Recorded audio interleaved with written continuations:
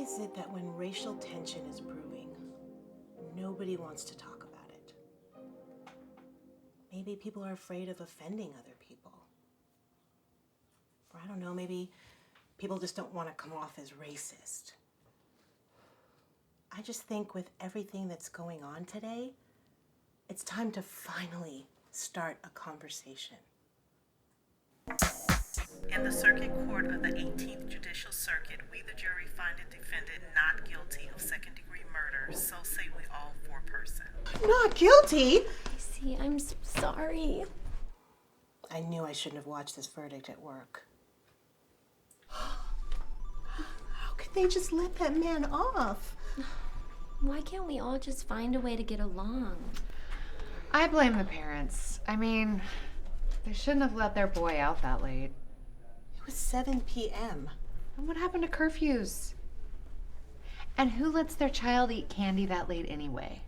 They probably had the munchies.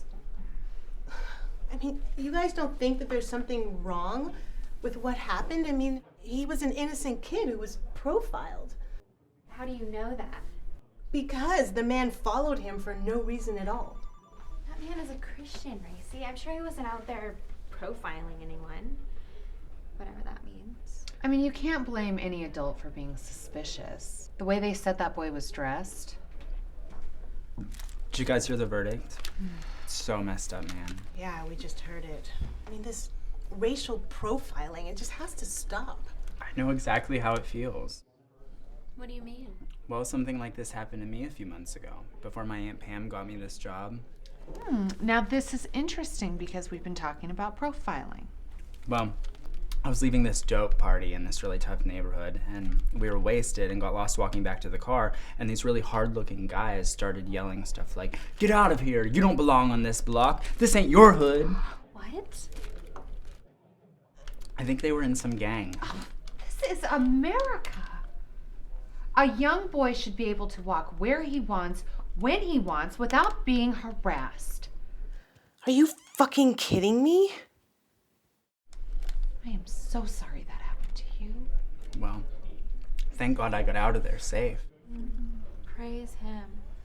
It's not really a comparison, Hunter. I mean, you're a white Georgetown graduate who was drunk and partying in the hood. We really need to find a way to stop separating ourselves over color. I absolutely agree, but it's really hard when stuff like this keeps happening. I mean, it's not the first time that it's ever happened. You guys do know that, right? Well, of course we do, Racey, but we've learned to respect a jury's decision. I mean, sometimes the evidence presented just isn't strong enough to prove what we think is obvious. I mean, like in the OJ case. Everyone knows he did it. They always have to bring up OJ. And of course, we know people get profiled. Hunter just told us what happened to him. But that doesn't mean whenever someone's... But what I'm talking about is an alarming number of cases where black men die or they serve life in prison and then eventually they figure out, oops, he never did anything wrong. Oh, I see what this is about. Are you making this all about race? Are you insinuating that just because this boy was black, African American, that was the only reason that he was followed? Because I would have to disagree. Look at Hunter. He's a white intern who was followed after leaving a party. Look, let me ask you guys something. Is it possible that, one group of people can have predetermined ideas about another group of people despite who that group of people really are? I mean, maybe he was a good kid, and maybe this man had these negative thoughts about him because of the man's own prejudice against the kid. I believe it could be possible. I'm not sure.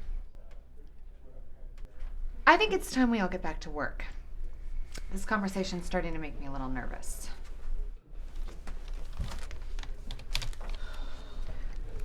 I just hope that they don't start rioting, because that never solves anything. Neither does shooting and killing innocent black kids. Look, It's time to stop being so damn PC.